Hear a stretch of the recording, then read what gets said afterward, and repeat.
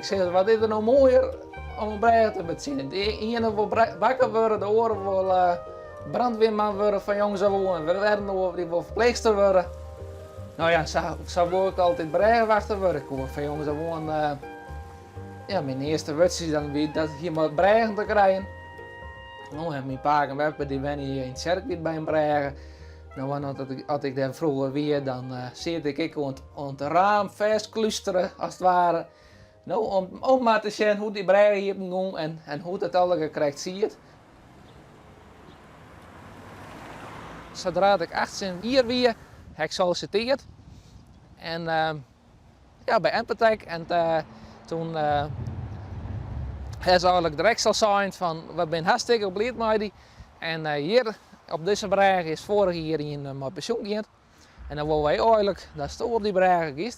Want met die ervaringen en dingen wat ze mij maken heeft, dan kan ze dat vastdoen. Is dit nou ook een beetje die brug, hè? Nou, ik deel hem met mijn collega, maar dit is in principe mijn vaste brug, kan ik wel stellen, ja. Ja.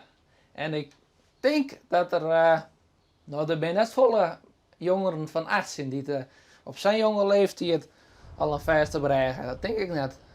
En hoe blij bist je dat deze dream uitkomen is? Nou, ja, ongelooflijk.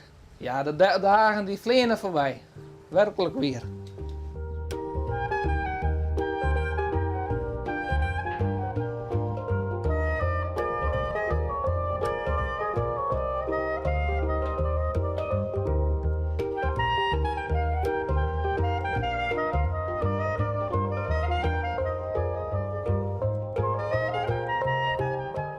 En als er nou een boot aankomt, dan staat de bregen dan dicht of iepen? Ik zeg altijd dan ook om even.